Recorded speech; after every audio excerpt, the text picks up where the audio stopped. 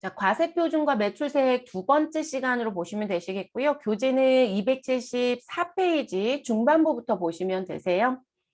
이번 시간에는 과세표준 계산하는 부분, 근데 이 계산하는 부분에 우리 앞에서 왜 공급 시기 했었잖아요. 과세 기간에 포함해야 되는 공급 시기를 결정해야 우리가 부가세 신고 때 포함 여부가 마무리가 되는 것이다.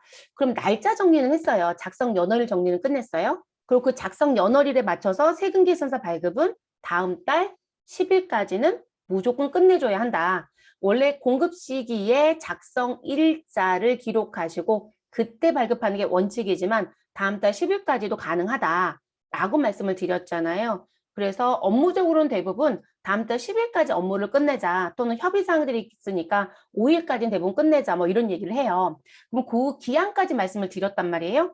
그러면 작성료율은 얘기가 끝났으니까 그러면 공급가액이 얼마 쓸 거냐는 얘기를 해야 되겠죠. 그러면 내가 10,000원이라고 부르는 건 어떤 의미에 의해서 들어온 거냐, 어떤 법 때문에 10,000원이라고 얘기하느냐라는 부분, 그게 과세표준의 계산이에요. 그리고 그 부분에 일반적인 과세표준의 계산식이라는 얘기를 할 거고요. 그럼 이 얘기는 이 계산에 들어가는 부분에 우리는 무슨 부분, 이 포함할 거, 포함하지 않을 거란 부분이 있어요. 이 계산에. 그걸 얘기하는 거고요. 그리고 우리 포함되어 있는 과세표준에서 무엇하면 안 되는 거?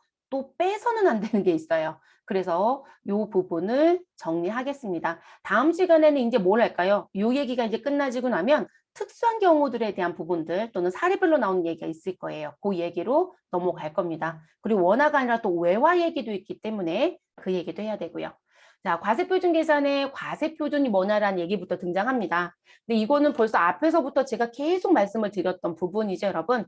우리가 세금을 징수하겠다 또는 세율을 곱해서 얼마의 세액이 나왔다라고 한다라면 그 세율을 곱하는 기준금액을 우리가 과세표준이라고 얘기한다라고 말씀을 드렸죠. 그래서 재화 또는 우리 무엇에 대한 우리 용역에 대한 공역이 아니라 여러분 용역이 맞겠고요. 네, 지금 제가 잘못 써서 그렇습니다.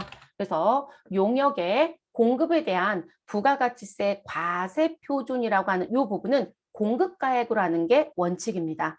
그런데 팁박스를 같이 봅니다.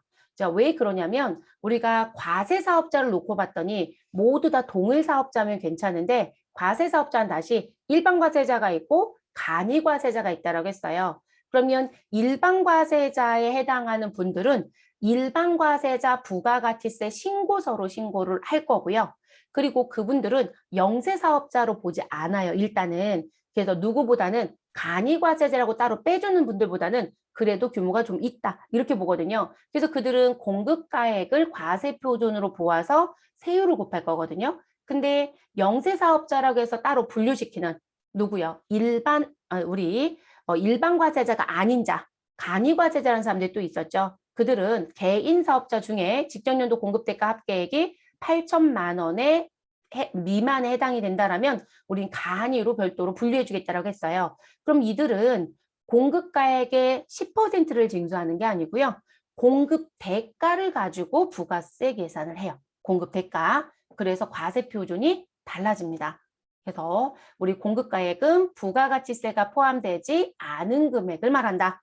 그래서 이 부분은 일반과세자 과세표준이 되고 공급 대가라고 하는 건 부가가치세가 포함된 금액을 말한다. 근데 이 공급 대가는 간이과세자의 과세표준으로 들어갑니다. 그럼 하나 여쭤볼게요. 우리 시험에서는 안 냅니다. 라고 말씀을 드렸었고요. 그래서 제가 가볍게 넘어갔을 거예요. 근데 한 번쯤은 언지는 드린 적이 있어요. 메인 매출 전표라고 하는 걸 입력하러 들어가시면 우리가 부가세 10%가 있는 사업자입니다. 그런데 저는 지금 현재 간이과세자이다. 그러면 매출에 대한 걸 뭐로 입력할 거냐라는 걸 고민해 보셔야 된다고 했어요. 그러면 간이과세자가 세금 계산서를 발급하지 않는 규모에 해당되는 간이과세자다라고 하신다라면 나는 메인 매출 전표 입력할 때 무엇으로 입력해야 한다. 우리는 15번에 가면 세무사랑은 종합이라고 세무사랑은 간이라고 되어 있고요. 스마트 A는 종합이라는 번호가 있어요. 근데 그 번호가 간이과세자가 사용하는 유형 번호예요. 왜냐면 지금 가끔 14번 건별 쓰면 되지 않냐고 물어보신 분들이 있어요. 근데 여러분 14번 건별은 우리가 지금 현재 매출한 금액이 부가세 포함 금액 11만 원이다. 그러면 저희가 11만 원을 입력하면 공급가액짜리가 얼마로? 10만 원에 만 원으로 집계가 돼요. 근데 우리는 그렇게 되면 과세표준의 금액이 10만 원을 당겨간다는 얘기거든요. 근데 지금 현재 간이과세자는 10만 원이 아니라 얼마를 당겨갔어야 돼요? 11만 원을 끌고 갔어야 됐거든요. 그래서 14번 건별 쓰시면 안 돼요. 그래서 세금계산서를 발급하지 않는 간이과세자가 메인 매출 전표에 입력을 해서 부가가치세 신고서 간이과세자 거를 작성하실 땐 우리 15번에 있는 유형을 쓰셔라. 그래서 종합이라는 글씨, 간이라는 글씨가 있지만 큰 의미 없잖아요. 유형번호는 똑같이 15번 씁니다. 그래서 요것 때문에도 유형번호를 따로 만들어준 거예요. 그래서 알아두셔야 되는 부분. 그래서 일반과세제 과세표준 공급가에 간이과세제 과세표준은 공급대가 부가세 포함금액으로 본다. 자, 그렇게 알아두시고 자, 유형별 과세표준에 가서 봤더니요. 공급 유형별 과세표준. 자, 금전으로 대가를 받았다라고 하시면 그 금전가액이 뭐가 된다? 과세표준이 된다. 근데 내가 금전이 아닌 이외의 물건으로 받았다. 소위 말해서 현물로 받았다는 얘기겠죠? 그러면 지금 과세표준 금액을 얼마로 신고해야 되느냐라는 거예요. 항상 자신을 사랑하시면 됩니다. 그래서 자신이 공급한 재화 등의 시가로 갑니다. 그래서 자신이 공급한 재화의 시가 이렇게 갑니다. 자, 부당하게 낮은 대가를 받은 경우 그러니까 원래 시중에 가서 이 재화의 금액은 50만 원짜리입니다. 근데 우리한테 20만 원밖에 못 준다고 주장한다는 거죠. 그럼 20만 원의 부가가치세 10%를 적용해서 매출세액은 2만 원이다 라고 신고하는 게 아니라 지금 자신이 공급한 재화 등의 시가로 가야 된다는 거죠. 됐을까요, 여러분? 그리고 이게 부당하게 낮은 대가이다? 그럼 여러분 앞에서 제가 우리 뭐 말씀드린 적 있어요? 우리 특수관계자에게 우리 무엇했다라면 부동산 임대 용역을 무상으로 제공했다라면 우리 용역에 해당되는 부분임에도 불구하고 간주 공급으로 보겠다 안 보겠다? 보겠다. 이 얘기했던 거 기억하시나요?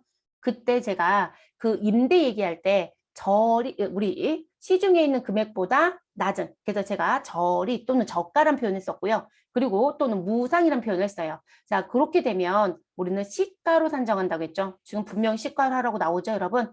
됐어요, 여러분? 그리고 그거 얘기할 때 뭐라고도 얘기했고요. 우리 부당 행위 계산 부인에 해당해서 문제가 될 것이다라고 했어요.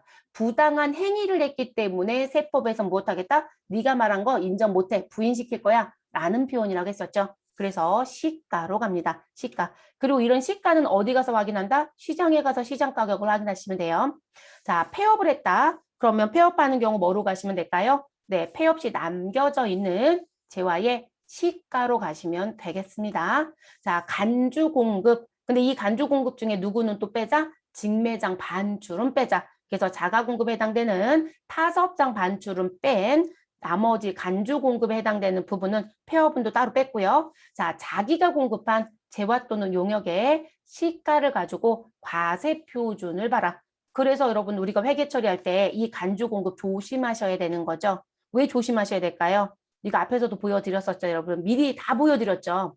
우리 앞에서 벌써 공급에 대한 얘기할 때 실질 공급, 간주 공급 다 하고 들어오면서 시가 얘기를 벌써 거론했던 거 여기에 있던 용어 가져다가 보여드린 거거든요. 이게 왜 조심해야 되냐면 제가 간주 공급이 있었다. 거래처한테 무상으로 회사의 제품을 무엇하였다? 증여하였다. 라고 하면 자, 그 제품의 원가의 금액은 현재 지금 10만 원이고 그리고 이게 시장에 판매가 이루어진다라고 하면 시가의 금액은 15만 원이다 라고 얘기한다는 거죠. 그러면 우리 간주 공급은 앞에서 말씀을 드렸지만 우리 영수증 수업까지 다 끝났잖아요, 여러분. 그래서 세금계산서 영수증 발급하지 마세요 라는 부분에 갔더니 간주 공급은 세금계산서를 발급한다 안 한다? 우리 교부를 우리 안 한다라고 했죠, 여러분. 그래서 발급을 또는 교부를 무엇 해줬다? 면제해줬잖아요. 그러면 부가가치세 10%가 있는 거래요. 그러면 저희는 이런 상황이 나와지게 되면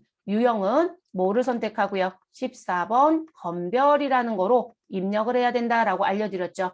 자, 그리고 공급가액. 여러분 지금 과세 표준은 다른 말로 얘기하면 공급가액이에요. 그럼 공급가액은 뭐로 가셔라? 시가로 가세요라고 했잖아요. 그럼 시가는 얼마이다? 15만 원이네요. 그럼 공급가액 자리에는 15만 원을 입력해야 된다는 거죠. 그럼 자연스럽게 세액은 얼마라고 보시면 돼요. 부가가치세는 15,000원이 되겠죠. 다만 이게 전산에 들어가서 입력하실 때 우리가 카드과세나 현금영수증과세나 우리 14번 건별을 입력할 때는 공급가액에 16만 5천 원을 입력하면 프로그램이 알아서 15만 원에 15,000원을 나눠주는 역할을 하는 기능이 있었던 것뿐이죠. 어쨌든 15만 원에 15,000원인 거죠.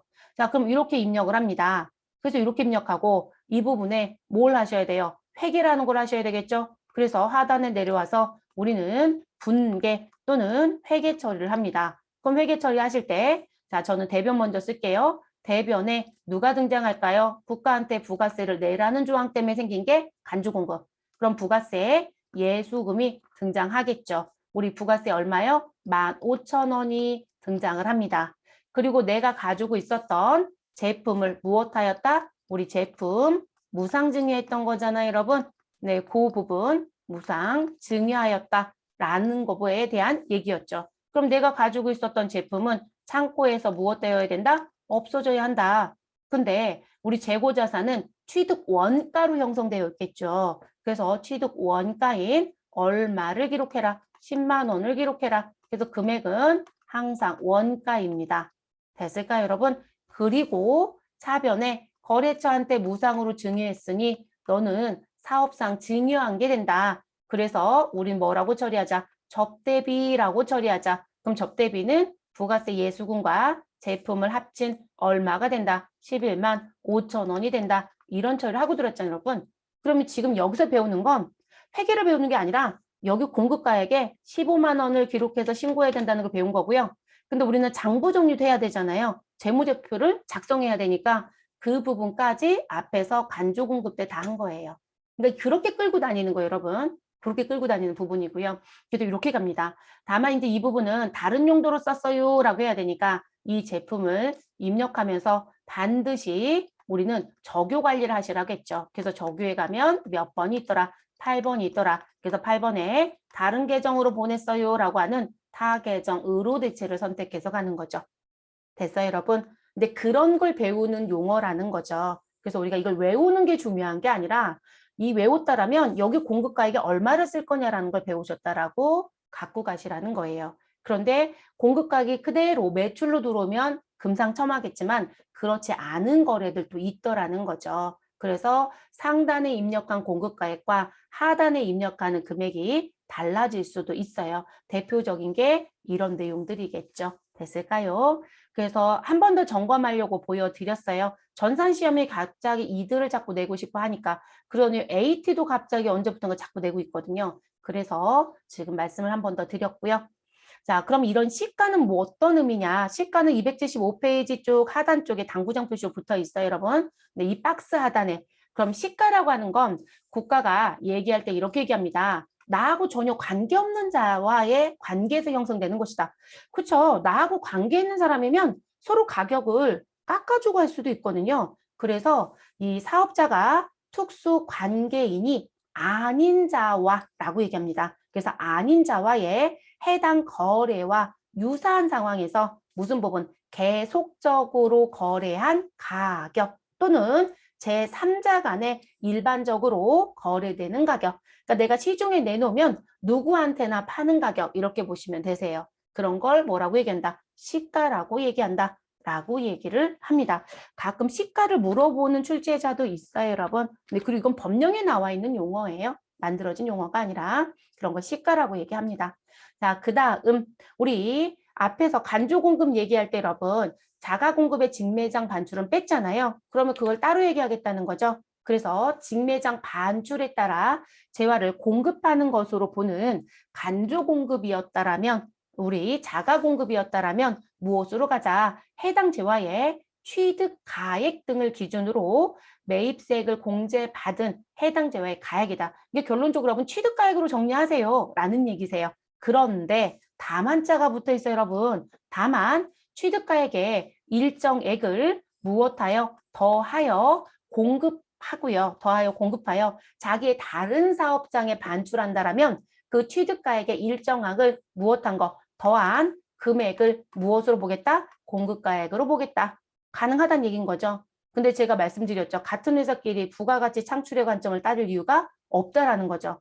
아니 지금 A는 공장이고 B는 누구이더라? 매장이더라 라고 하면 실제 판매가 이루어지는 매장에서 실제 부가가치가 다 창출된다고 보시면 돼요. 그러니까 원가로 그냥 넘겨주고 끝내는 게 더 낫다는 거죠. 어차피 B는 매입세 공제 받고 A는 매출세액이 있어서 더 내야 되는 상황인데 그런 상황을 만들 이유가 없죠. 네, 최종적인 부가가치 창출로 끝내버려도 상관이 없어요. 그래서 취득가액을 먼저 보는 거고요. 거기에 예외적으로 가산한 게 있으면 그거로 봐라. 이렇게 얘기하는 부분입니다. 자, 외상 거래를 하거나 할부 거래를 하거나 이런 식의 형태. 그럼 여러분 이건 일반적인 거래라고 보시면 되겠죠. 그래서 내가 현금으로 팔았다. 또는 외상으로 팔았다. 또는 할부로 팔았다. 부가세에서 할부라는 건 무슨 의미가 된다? 우리는 돈을 회수하는데 1년 이내 회수한다. 단기라는 의미라고 했었죠. 자, 그런 부분에 대한 부분으로 재화 또는 용역을 공급했다라고 하면 우린 공급한 재화의 총 공급가액으로 보시면 된다라고 얘기를 합니다. 자, 장기 할부 판매를 하였다. 완성도 기준으로 우리는 지급하였다. 중간 지급 조건부로 우리 무엇하였다? 팔았다. 공급했다. 또는 계속적인 공급이다. 라고 얘기를 합니다. 자, 그래서 이런 형태를 띠고 있는 재화나 용역의 공급이라면 과세표준은 무엇으로 가셔라? 계약에 따라 무엇한 거 받기로 한 대가의 각 부분이다. 여러분, 우리 누구랑 똑같은 용어예요?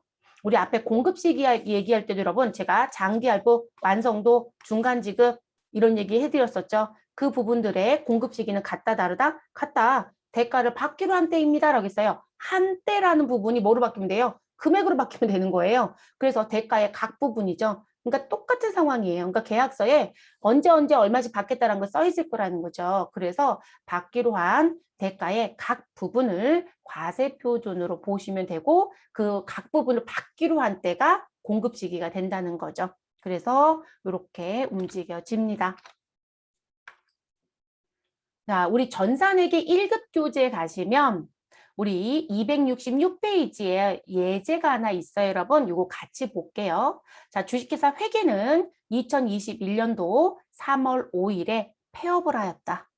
원래 폐업시 잔존제한 문제는 전산세무 1급에서만 가끔씩 물어봤는데요. 요즘은 회계도 물어봅니다. 네, 그러니까 시가라는 걸 아느냐라는 거를 단순히 물어보는 거예요. 자, 폐업시 자산 보유 내역은 다음과 같다. 부가가치세 신고 시 과세표준은 얼마인가? 자, 재고 자산을 지금 현재 가지고 있고요. 원가는 700만 원이고 시가는 800이래요. 여러분, 우리 폐업할 때 남겨져 있는 폐업 시 잔존제화는 우리 과세표준 뭐로 가라고 얘기했다. 이 부분에 대한 잔존제화는 우리 시가로 가라고 얘기했죠. 그럼 시가 금액 얼마요? 800만 원이라는 금액이 과세표준이 되겠죠. 그래서 답은 몇 번이 된다? 4번이 되겠죠. 됐어요, 여러분? 그래서 글로 냈던 부분은 이렇게 숫자화 시켜서 낸 문제가 최근 기출문제의 유형 바뀐 부분 중에 하나예요. 그래서 이런 식의 형태도 또 출제를 하고 있습니다. 그래서 보여드리고 온 거고요. 자, 세 번째, 일반적인 과세표준의 계산식이라는 부분에 가볼게요. 그러면 앞에 있었던 과세표준에 대한 내용에 우리는 포함하는 얘기가 또 추가되는 게 있더라. 그리고 포함시키면 안 되는, 빠져야 되는 얘기가 또 있더라 라고 얘기를 합니다. 자, 포함하는 항목은 내가 할부로 물건을 팔았다. 장기 할부로 팔았다. 그러면 우린 뭘 받을 것이다? 이자를 받을 것이다. 그 부분을 이자 상당액이라고 얘기해요. 이자에 해당하는 금액이란 표현입니다. 그럼 이 부분은 반드시 무엇 해주셔라? 포함했어야 한다라는 얘기입니다. 됐을까요? 여기다 뜬금없이 금융에 해당되는 우리 캐피탈이나 니스는 해당 사항이 없어요, 여러분. 제가 분명히 할부는 무슨 부분? 공급자와 공급 받는 자. 자, 두 사람 관계에서 무엇한 것이다? 할부한 거예요. 두 사람 관계. 그러니까 여기에 금융이라든지 대부업자가 껴서는 안 돼요. 무슨 얘기인지 아시겠죠? 그러면 두 사람 관계에 무슨 부분? 우린 이자란 부분이 발생하더라. 아, 이런 가치가 같지 않잖아요. 그러니까 지금 현재 일시금으로 받아버리면 지금 현재 다 내용 정리가 끝났겠지만 내가 일시금이 아니라 나눠봤다 보니까 뭐가 되는 우리 현재 가치에 대한 부분에 차이가 생기는 거죠. 그래서 그 현재 가치에 해당되는 것만큼의 차이만큼에 대해서 뭘 받는다? 이자를 받는 거란 말이에요. 그래서 나오는 부분, 그래서 포함해야 되는 게 맞다. 이렇게 알아두시면 되겠고, 자, 대가의 일부로 받는 우리 대가의 일부로 받는 운송비가 있거나 포장비가 있거나 하역비가 있거나 운송보험료가 있거나 산재보험료가 있었다라면 이 부분도 과세표준에 포함한다, 포함하지 않는다? 포함한다. 자, 여러분, 이 부분 같은 경우는요, 대부분 우리나라는 실질적으로 땅이 그닥 크지 않습니다. 그쵸? 그래서 대부분 하루 만에 모든 상황이 끝나죠. 근데 우리가 수입을 하거나 수출을 한다라고 생각을 해보시면 실질적으로 가까운 나라에서 수입 수출을 할 수도 있지만 우리는 원거리에 있는 먼 나라에 있는 국가에서 수입 수출을 할 수도 있겠죠.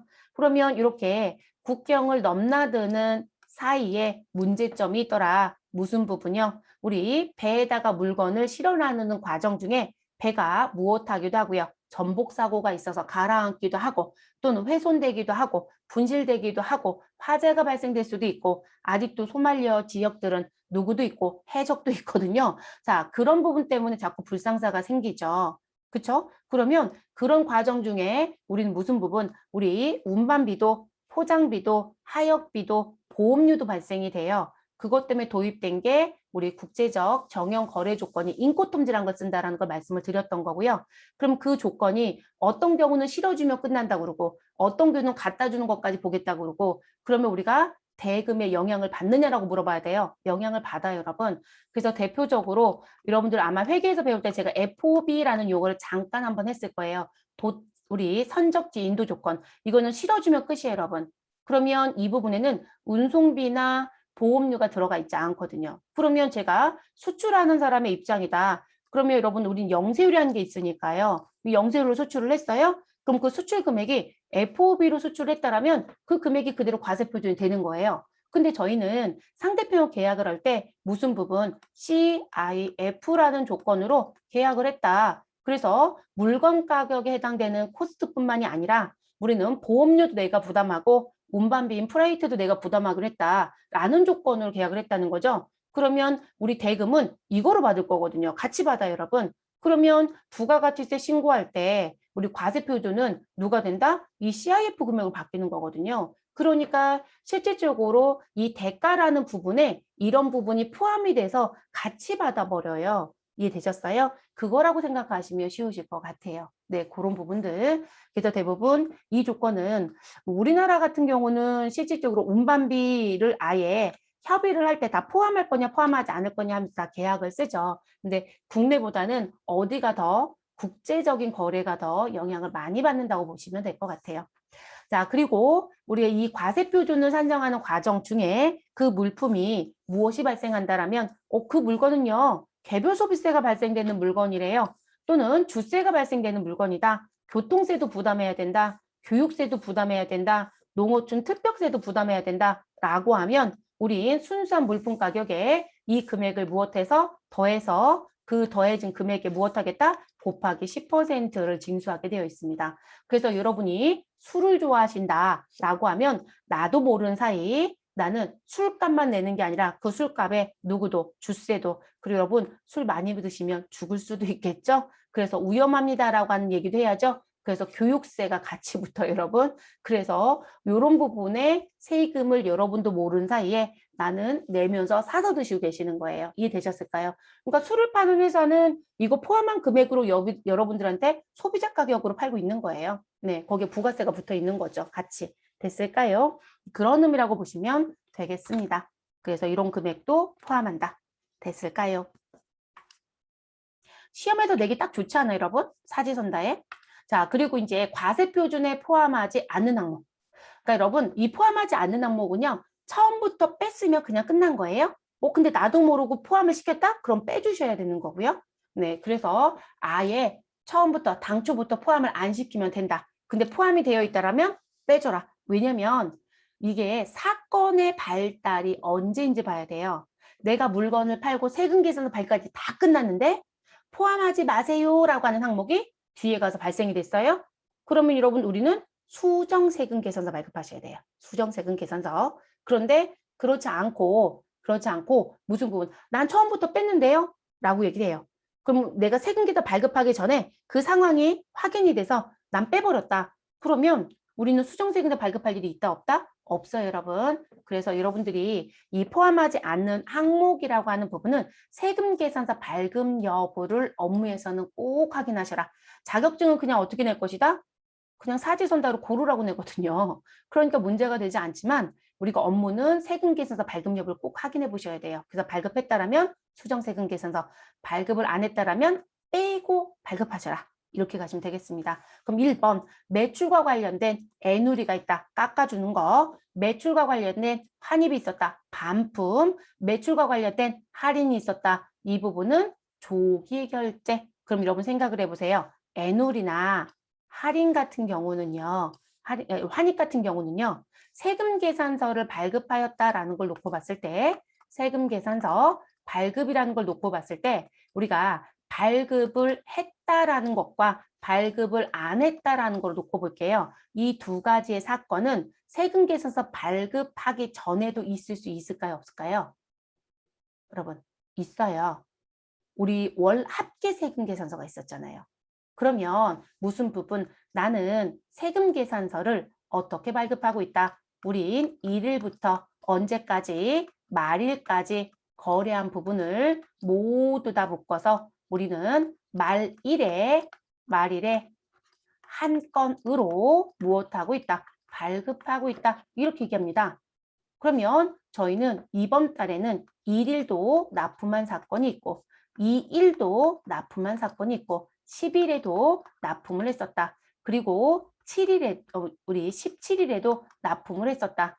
그런데 우리 1일부터 17일까지 납품했던 건 중에 문제가 생겨서 우리는 20일에 거래가 있었는데 이날은 반품건이 있었다. 이렇게 얘기합니다. 그래서 1일에는 10개를 2일에는 20개를 10일에는 10개를 17일에는 30개를 팔았는데 20일엔 지금 팔았던 물건 중에 불량이 좀 섞여 있어서 반품을 받았다. 이 얘기인 거예요. 그래서 그 반품이 5개가 있었다라고 얘기합니다. 그리고 나서 우리는 무슨 부분 말일이 됐어요 라고 얘기하더라는 거죠. 그럼 여러분 저는 세금 계산서 언제 발급한다고요? 말일에 한 건으로요. 그러면 발급한 사실이 있어요 없어요? 없잖아요 여러분. 그러면 이게 모두 다 단가가 같고 단일 품목이었다라고 하시면 지금 다 더하시면 몇 개가 되죠 여러분? 30개, 40개, 그러면 70개인가요? 70개에서 몇 개예요? 5개 빼시면 되네요. 그럼 말일에 나는 몇 개로 발급하면 돼요? 65개라는 수량에 대해서만 발급하면 되는 거죠. 그러니까 지금 세금 계산서가 발급이 되지 않았다라고 하시면 여러분들 무엇 하시면 된다? 그냥 제외시키면 되는 거예요. 됐을까요? 근데 난 세금 계산서 발급했는데요. 우리는 말일로 발급하는 게 아니라 우리는 건건이 발급합니다. 라고 얘기해요. 건건이 발급. 자, 그럼 여러분 건건이 발급하겠다는 얘기는 무슨 얘기예요? 우리는 봉급 시기마다 발급한대요. 원칙대로 가고 있다는 거죠. 그럼 세금 계산서는 1일도 발급했고 10개짜리, 2일 20개짜리, 10일 10개짜리, 17일 30개짜리 발급을 다 했다는 거죠. 그러면 우리 20일 날 반품이 되면 이 5개짜리는 무엇 해야 된다? 수정세금 계산서 가셔야 된다는 얘기예요. 이해되셨어요? 그러면 이렇게 발급했다라고 했을 땐 우리는 제외하고 발급하는 게 아니라 무조건 수정입니다. 수정. 됐나요? 우리 수정사회 배우셨어요, 여러분? 그렇게 가야 되는 거죠. 이게 업무도 생각을 해보셔야 돼요. 그러니까 이게 시험에서는 자꾸 글로만 배우거든요. 이게 사지선다로만 자꾸 나오니까 사지선다만 자꾸 보시더라고요. 근데 우리가 업무도 생각을 해보셔야 된다는 거. 그래서 지금 빼고 발급해도 돼요. 여러분 세금계산 발급이 안 됐으면 우리는 아예 빼고 발급해도 됩니다. 포함하지 않은 항목이라고 했으니까. 근데 여러분 제가 여기에 매출 할인은 같이 표시 안 해드렸죠. 그럼 매출 할인은 뭐라고요? 조기 결제예요. 자, 조기 결제라는 건 결론적으로는 이거 이제 다 지워도 되죠, 여러분? 자, 매출 할인이 조기 결제라고 얘기한다는 얘기는 무슨 의미로 이해하시면 될까요? 여러분, 이거 조기 할인이요? 조기 결제. 자, 대금이 확정되고 결제를 빨리 받는다는 얘기죠. 그럼 대금이 확정이 되려면 세금 계산서 발급했을까요? 안 했을까요? 했겠죠? 이해되셨어요? 그러니까 이 매출 할인은 무조건 수정세금 계산서 발급해요, 여러분. 수정세금 계산서. 됐을까요? 그래서 우리 무슨 사유들이 있더라? 우리 수정사유에 가시면 공급가액의 무슨 부분, 우리 증가하거나 우리 또는 감소하는 부분이 있다라고 했었죠. 그러면 그 사유 선택해서 가시라는 얘기 해드렸었어요. 그래서 적정한 사유 선택해서 가시는 건데 이 매출 할인도 우리 조기 결제 부분에 해당되는 부분입니다. 그래서 지금 이 부분은 수정세금 계산서를 발급하는 방법으로 대부분 써요. 왜냐하면 외상매출금의 분개를 했다는 얘기는 우린 세금 계산서 발급을 끝냈다는 얘기거든요. 그러니까 당연히 조기 결제에 해당되는 부분만큼은 우리 매출 할인에 대한 처리가 이루어져야 되고 마이너스인 수정세금 계산서 발급이 당연히 되어야 하는 거예요. 이해되셨을까요? 네, 그래서 나오는 부분. 그래서 이 얘기도 해드려야 될 것 같아서 말씀을 드렸습니다. 그래서 이 부분 빼셔라. 자, 그리고 두 번째, 공급받는 자에게 도달하기 전이에요, 여러분. 그래서 공급받는 자한테 아직 도착은 안 했어요. 그래서 도달하기 전에 파손이 되거나 훼손이 되거나 멸실된 재화가 있었다라면 이 금액은 빼라. 당연하죠. 이건 공급자 책임인 거거든요. 공급자 책임. 그래서 나오는 부분. 근데 계약 조건이 또 뭐냐에 따라 다르긴 하겠지만 우린 공장에서 내보내면 끝이에요 라고 하면 다르겠지만 대체적으로 그런 특수한 조건이 아니라고 한다면 우리가 책임을 지거든요.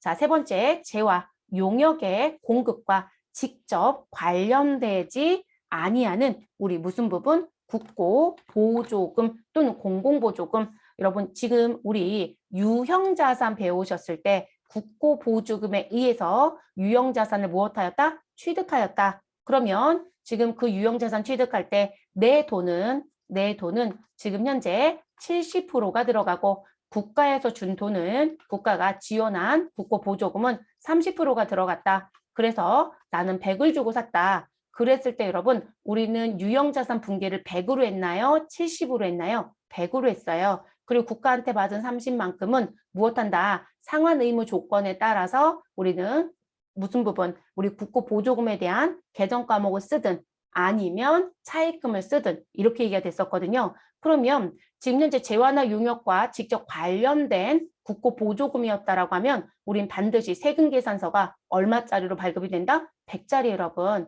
그래서 직접 관련되지 않은 건 포함하지 않지만 직접적으로 관련된 거면 포함합니다. 제가 바우처 사업도 말씀을 드렸어요. 이 바우처 사업이 작년부터 시작을 해서 원래 바우처란 용어는 되게 오래된 용어이긴 해요. 근데 이 코로나가 터지면서 국가가 정책적으로 바우처 사업을 또 진행하는 게 있어요. 곳곳에 다 쓰고 있는 것 같아요. 근데 그것 때문에 제가 왜 프로그램 구입하는 것도 있고 플랫폼을 쓰는 것도 있고 막 이런 말씀 드렸었죠. 그거에 따라서 유형자산이 들어올 수도 있고 유형자산이 아니라 비용으로 처리하고 끝내는 것도 있을 수 있다는 얘기를 회계 때 해드렸단 말이에요. 업무에 가시면 그걸 볼 수 있으니까 조심하셔라. 근데 그 부분에 대한 내용이 이거하고 직접적으로 관련이 있어요. 그러니까 이거를 잘 모르신 분들은 지금 현재 그 바우처 사업이 여러분 국가가 지원하는 돈에 본인이 부가가치세만 부담하고 있는 실정이에요. 그러니까 이분들 머릿속에는 뭐가 들어있냐면 내가 10%를 낸대요 라고 자꾸 얘기를 하세요. 그리고 내가 300만 원짜리 구입하면 내가 10%인 30을 넣었던 거로 기억을 하는 거죠. 그러면 결론적으로 그 30이 부가세 부담했던 거거든요. 근데 나한테 도착하는 세금 계산서는 30만 원짜리가 오는 게 아니라 300 공급가액에 부가세 30짜리가 오는 거거든요.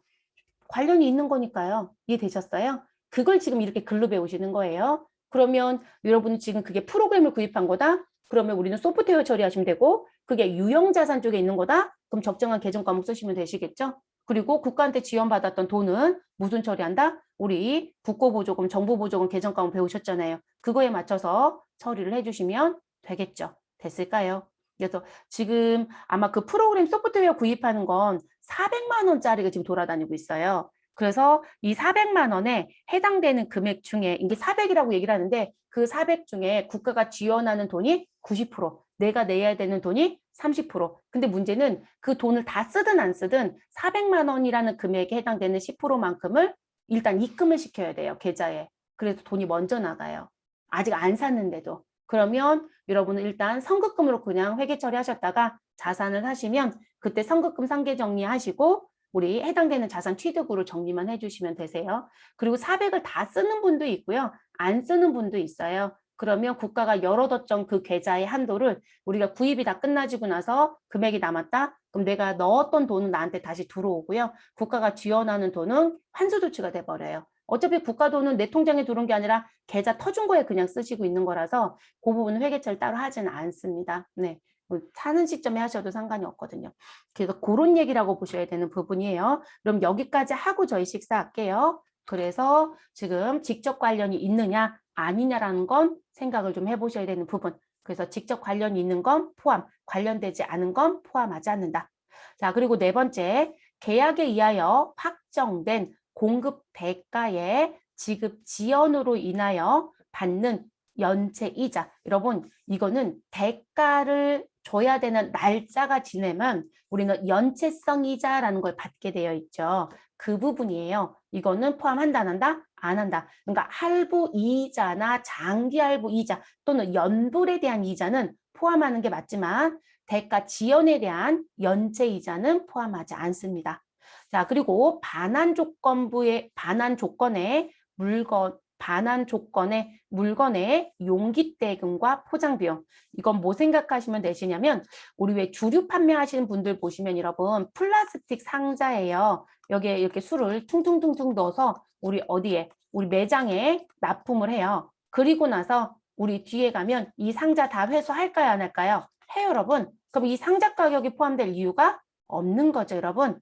그쵸? 그래서 이거 상자 분실하시면 안 돼요, 여러분. 네, 분실하시면 안 됩니다. 그런 걸 표현하는 부분이에요. 우리 왜 포장이사 할 때도 나올 수 있는 용어이기도 하죠. 그래서 그런 용어라고 보시면 되겠고요. 자, 그리고 대가와 구분하여 기재한 경우로서 해당 종업원에 지급된 사실이 확인된 봉사료라는 게 있습니다. 자, 이 부분은 어떤 상황이신 거냐면, 자, 공급가액이 있고, 자, 그리고 봉사료라는 란이 나오고요. 그리고 부가가치세가 있어요. 그리고 합계라고 등장하는 사업자. 자, 그러면 어디? 저는 단란주점을 하고 있다라고 합니다. 제가 사업을 하고 있는데요. 단란주점을 현재 하고 있대요.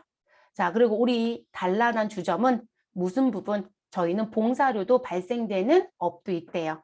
자, 그러면 우린 노래 부르는 사람도 있을 수 있고 말동무를 하는 사람도 있을 수 있고 무슨지 아시겠죠? 그분들이 봉사료가 발생되는 직업군이거든요. 자, 그래서 이제 그런 부분의 사업을 하고 있다. 그러면 지금 현재 공급가액은 100이라고 얘기를 하더랍니다. 100. 자, 그리고 지금 현재 우리 집에 와서 술을 먹고 가신 고객님께서 단란한 주점에 홀을 하나 잡고 그리고 말동무하는 직원을 불러달라고 해서 제가 그 직원을 불러줬습니다. 그럼 그 직원은 들어가서 열심히 말동무를 하면서 같이 술도 먹었겠죠.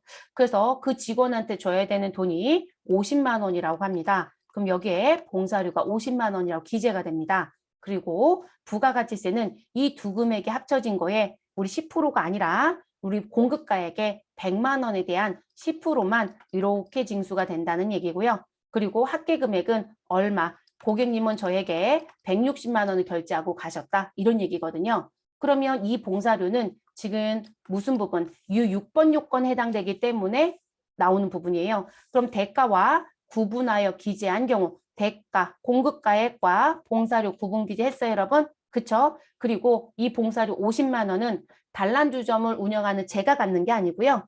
그 말동무를 해줬던 종업원, 우리 왜 접대부란 표현을 쓰시잖아요. 그 접대라는 용어를 해당되는 종업원한테 줄 거예요, 여러분. 그래서 이 봉사료 50만 원은 그 해당되는 종업원에게 저는 무엇할 것이다? 지급할 거예요, 여러분.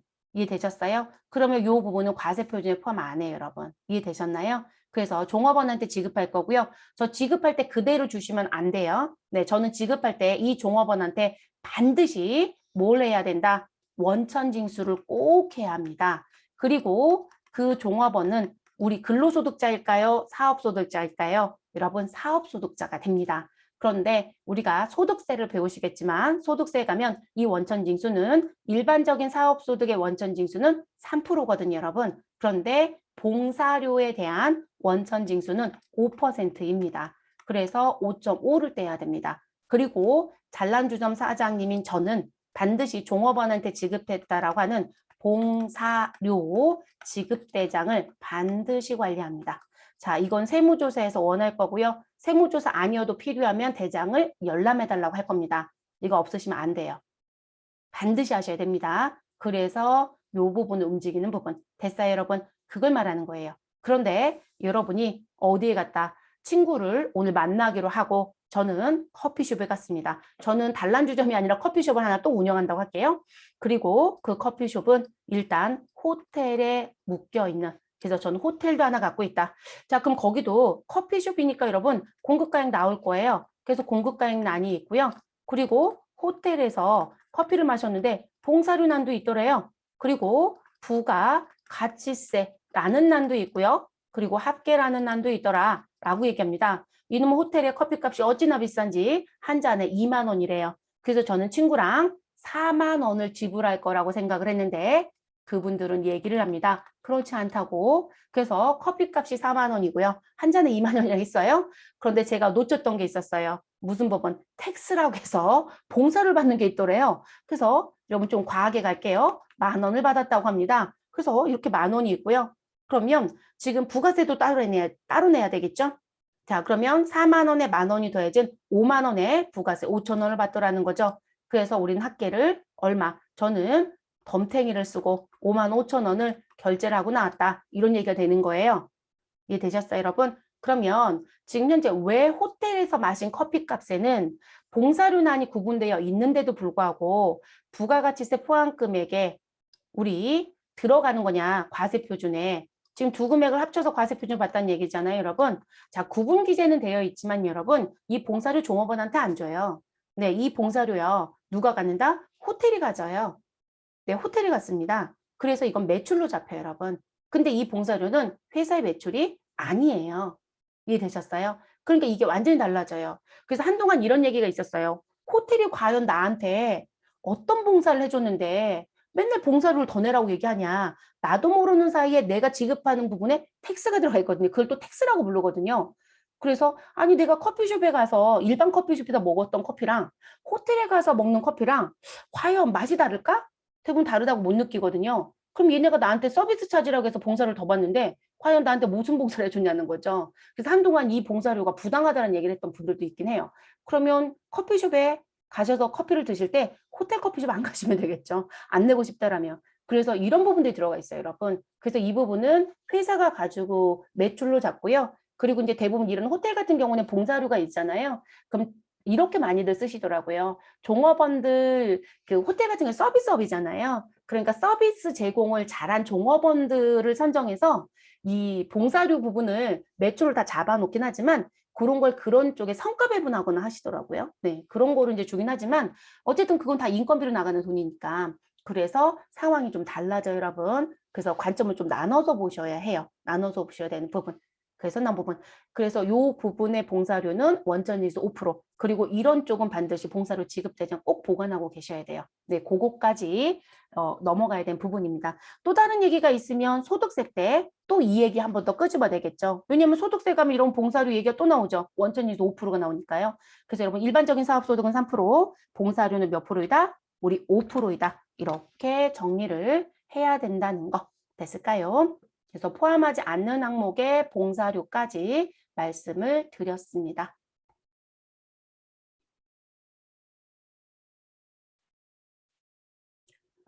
이제 과세표준에서 공제해서는 안 되는 항목이라는 걸 볼게요. 요 부분은요, 저희가 재화라든지 용역을 공급을 하고 나서 이 1, 2, 3번에 해당되는 부분이 있다라고 하시면 과세표준 금액에서 빼지 말라는 얘기세요. 빼지 말라는 얘기. 그래서 대손금이 발생하거나 그리고 금전으로 지급하는 판매 장려금이 있다거나 또는 하자 보증금이 있었다라고 하면 이 부분은 빼지 마셔라. 자, 대손금이라고 하는 건 못 받게 된 돈이잖아요.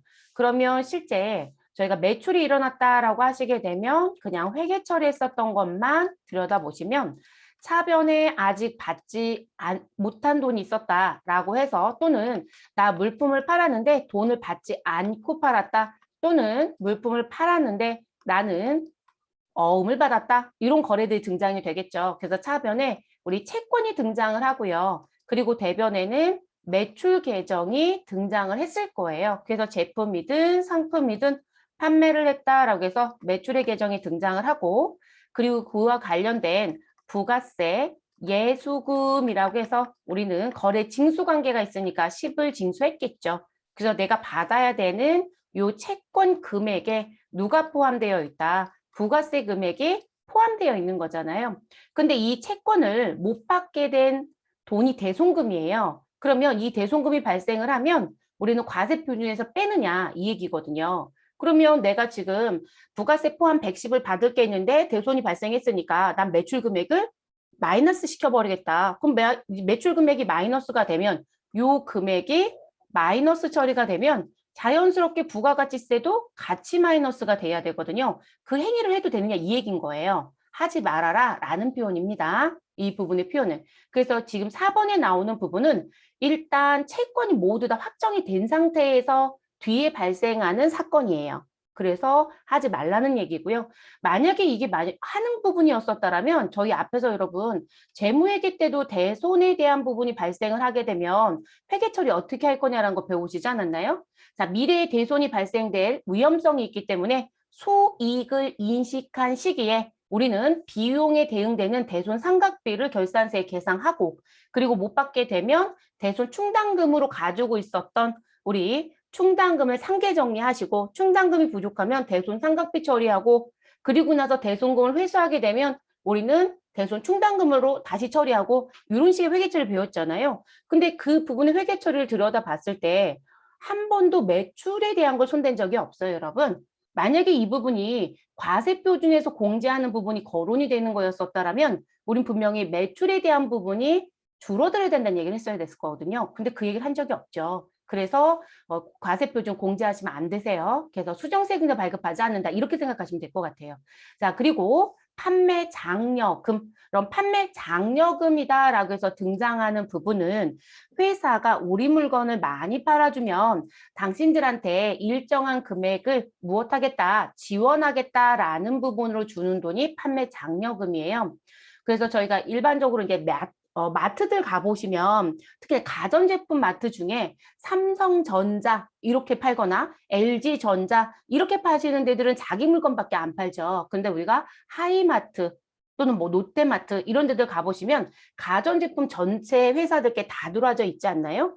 그러면 그쪽에서 누군가 삼성을 선호하면 삼성을 더 무엇해요? 안내를 할 수도 있고요. LG 물건을 안내할 수도 있겠죠. 근데 지금 저희 물건 이번 달에 많이 팔아주시면 회사가 지금 판매 장려금을 지원하겠다라면 실질적으로 하이마트 입장에서는 또 롯데마트 입장에서는 손해볼 게 없잖아요, 여러분. 그렇죠? 물건을 더 많이 팔아서 지원금을 받는 게 낫죠. 그렇게 지원하는 돈이라는 거예요. 근데 이 판매 장려금은 반드시 금전으로 주는 부분하고 그리고 무엇으로 주는 걸 꼭 관리를 따로따로 하셔라. 우리 현물로 주는 거 따로따로 하셔라. 자, 앞에서 다른 수업할 때도 이제 말씀을 드렸던 부분이었을 건데요. 금전으로 지급하는 부분은 지금 지급하는 사람이 있을 것이고 그 돈을 받아가는 사람이 있습니다. 그러면 금전으로 주는 지급자는 무슨 처리하셔라? 우리 돈이 나가야 되잖아요, 여러분. 그럼 비용 처리하시면 되세요. 그래서 이 판매 장려금을 우리 비용 계정에 적정한 거로 써주시면 되세요. 그래서 판매비와 관리비에 우리 판매 수수료를 만들어 쓴다. 그럼 판매 장려금 계정을 그냥 만들어 썼다. 그러면 비용으로 만들어 쓰시면 되시고요. 그리고 이 돈을 지원받는 수령자의 입장이 있겠죠. 여러분 회사에서는 이 돈을 받을 거니까요. 그럼 회사 입장에서는 이 돈을 받으면 무슨 처리하셔라? 수익 처리하셔라. 그런데 이 수익은 영업적인 수익으로 볼 수는 없어요, 여러분. 이 부분은 영업 외 수익으로 가시면 되겠습니다. 그래서 영업의 수익에 판매 장려금 수익 계정 하나 만들어서 사용하시면 돼요. 이해되셨을까요? 그래서 그렇게 처리합니다. 그리고 이 부분이 지금 지급하는 사람의 입장에서는 자꾸 무슨 얘기를 하시냐면 우리 돈 나갔잖아요. 증빙 그러면 어떻게 해요? 라고 하거든요. 근데 이거 증빙 없어도 돼요, 여러분. 법인세에서는 약정되지 않았어도 인정하겠다고 얘기를 하고 있는 실정이에요. 그래서 약정이 되어 있든 되어 있지 않든 따지지 말아라. 그래서 약정에 대한 부분은 무관이거든요, 현재. 그 얘기는 뭐냐면 계약서가 있어야만 인정하겠다는 시절이 있었어요. 근데 지금은 아니에요. 그러니까 실질적으로 지급하는데 전혀 문제가 없다는 거죠. 근데 저는 약정하는 쪽을 권장해요. 왜냐하면 어떤 일이 생길지 알 수가 없어요. 그래서 명확하게 명문화 시켜 놓으시는 게 가장 좋은 방법입니다. 그래서 저는 계약서든지 뭔가 서류는 만들어 놓고 돈을 주셔라 라고 말씀을 드리는 거죠. 그래서 증빙 없어도 문제가 되지 않습니다. 이거 제가 왜 자꾸 강조하냐면 실제 이게 현실에 가시면 있어요, 여러분. 저한테 교육받았던 분 사고 난 거 말씀을 드리면 이 회사는 좀 특이하더라고요. 이 사람이 중간에 껴있는 회사예요. 자, 이 사람이 B라고 얘기를 해볼게요. B. 그래서 저한테 교육을 받은 사람은 B 회사에 종사하는 회사입니다. 그래서 B는 원래 자기하고 관계가 있는 A한테요. 뭘 받고 있는 실정이었다. 이 둘의 관계는 지금 현재 B가 실제 물건을 팔아주는 입장이고요. A가 물건을 넘겨주는 입장이에요. 그럼 여러분 다른 말로 얘기하면 A와 B의 관계에서는 지금 A는 공급자의 입장이었고 그리고 B는 공급받는 자의 입장이었었던 거거든요. 그래서 이 사람이 공급을 받아서 물건을 팔아주고 있는 입장입니다. 근데 이 둘의 관계에서 판매 장려금이 있었더라고요. 그래서 판매 장려금을 지금 현재 A가 B한테 무엇하고 있었다? 지급하고 있었어요. 그러면 이분은 돈 들어오면 수익 처리하고 열심히 끝내고 있었거든요. 근데 아주 특이하게 무슨 일이 생겼냐면 B라는 회사가 자기의 거래처 C가 있었던 모양이에요. 그러면 이 둘의 관계를 놓고 봤을 때는 지금 B가 공급자의 입장이 돼버렸고요. 그리고 C가 B의 입장과 비교해 봤을 땐 무슨 부분? 공급받는 자의 입장이 됐거든요. 근데 이 둘의 관계에서 무슨 사건이 생겼었냐면 B가 C한테 누구한테 받았던 것처럼 A한테 받았던 것처럼 판매 장려금을 지급하는 상황이 있었어요.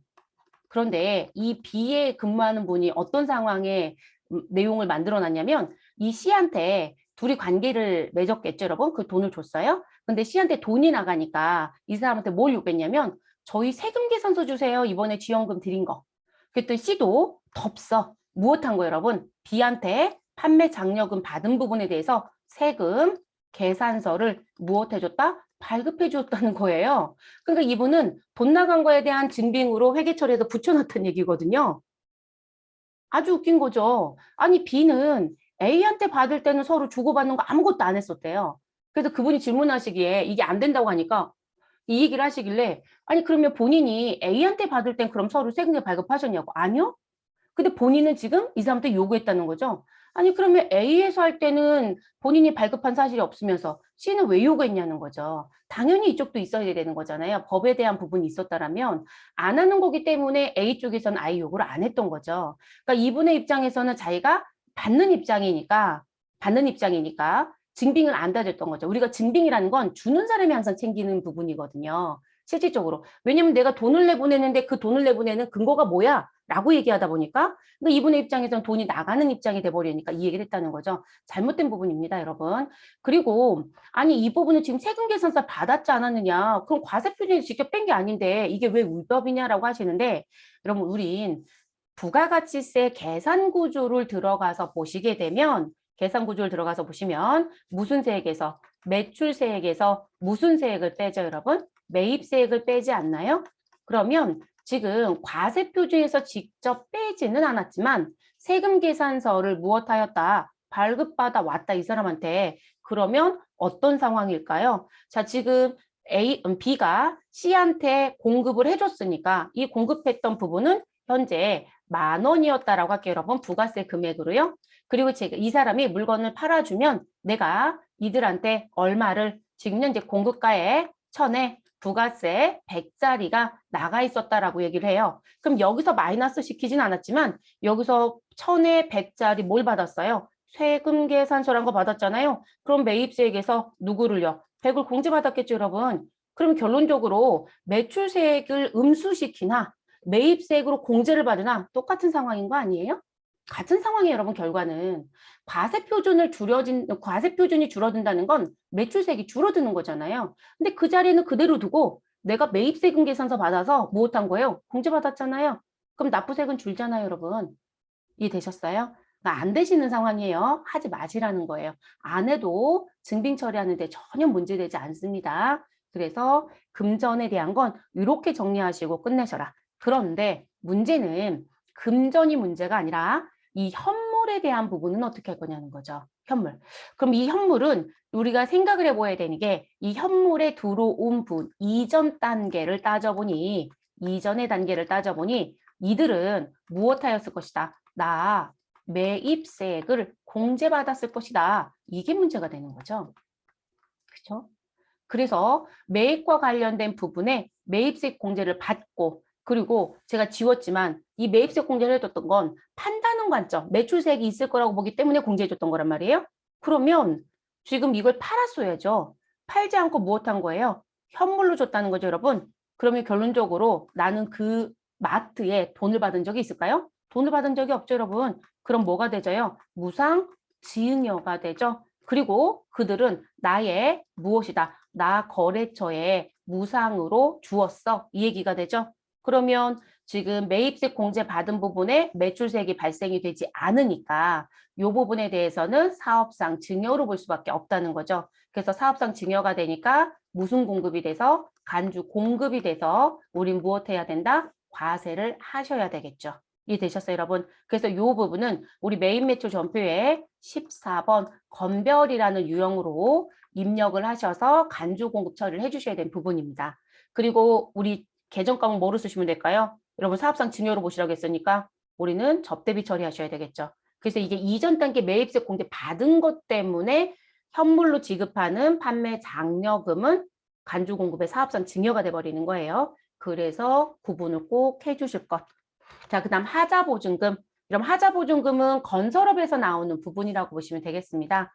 그러면 이 하자보증금 같은 경우는 본인들이 계약서에 약정을 해놨을 거예요. 우리 하자가 발생이 되면 일정 기간까지 무엇하겠다. 우리가 책임을 지겠다. 근데 그 부분을 돈이 발생될 때마다 또는 고쳐야 될 때마다 우리가 나가서 하는 게 아니라 아예 보증금을 잡아놓고 있었던 거죠. 그러면 실제 매출이 발생이 됐고요. 그리고 일정 부분만큼 보증금이 또 들어가 있는 거거든요. 그럼 매출 금액을 줄이고 보증금만큼 뺀 거로 잡느냐? 그게 아니라 다 과세표준 잡는 거고요. 보증금은 보증금대로 따로 그냥 처리하는 거예요. 그리고 그 돈 안 쓰면 다시 들어올 거예요, 여러분. 네. 그래서 지금 이 부분도 과세표준에서 절대로 빼선 안 된다. 이렇게 기억을 해주시면 되겠습니다. 됐을까요? 그래서 대송금, 판매 장려금, 하자 보증금은 과세표준에서 공제하면 안 되는 사항. 이렇게 기억해 주시면 되겠습니다. 자, 교재 전산회계 1급 교재 보시면 우리 267페이지에 또 예제가 하나 있을 겁니다, 여러분. 이제 과세표준 계산하는 문제. 자, 다음 자료를 이용하여 부가가치세 과세표준을 계산하면 얼마입니까? 라고 지금 현재 묻고 있죠, 여러분. 자, 매출 금액은 7천만 원이고요. 대손해 금액은 110만 원이 있고요. 매출 애누리는 500만 원이 있습니다. 매입 애누리 500만 원이 있고요. 자, 그렇다면 우리 지금 금액을 계산하자. 특별한 얘기가 없으면 여러분 일단 우리는 매출 금액에 이 매출과 관련된 애누리는 다 포함되어 있는 걸로 보시면 되세요. 그러면 대손 금액은 과세표준에서 공하라겠어요? 공하지 말라겠어요, 여러분? 뺀다, 빼지 않는다? 빼지 않는다고 했어요, 여러분. 그래서 공제하면 안 된다고 했으니까 손대지 마실 것. 그대로 그냥 7천 두면 된다는 거죠. 근데 매출과 관련된 애누리가 있거나 매출과 관련된 할인이 있거나 매출과 관련된 반품인 환입이 있었다라면 무엇 해주셔야 된다? 이 매출 금액 7천에서 빼주셔야 된다. 그러면 차감해야 된다라고 했었죠, 여러분. 그리고 매입과 관련된 애누리는 매출액에서 빼는 게 아니라 우리는 매입 원가에 영향을 줘야 되는 거죠. 네, 그러니까 이 부분은 원재료는 만약에 원재료 구입과 관련되어 있다, 그럼 원재료 쪽에 영향을 주고 상품과 관련되어 있다, 그럼 상품에 영향을 줘야 되니까 이쪽에 들어오지는 않습니다. 그러면 7천만 원에서 얼마만 빼주시면 된다. 500만 원만 빼주시면 되겠네요. 그럼 과세표준은 얼마가 된다? 6,500만 원이 되겠네요. 답은 몇 번으로 체크? 2번으로 체크해 주시면 되죠. 별로 어려웠던 부분은 아니시죠? 네, 그래서 빼야 되는 거, 빼지 말아야 되는 거 또는 포함돼야 되는 부분들 꼭 기억해 주십시오. 시험에서 꾸준히 계속 물어보죠, 여러분. 물어보는 문제들이에요. 자, 이렇게 해서 어디까지 관련된 부분은 275페이지인가요? 네, 275페이지 하단까지 나와져 있는 부분은 지금 다 끝난 거예요, 여러분. 네, 그러면 저희 다음 강좌로 또 넘어가 볼게요.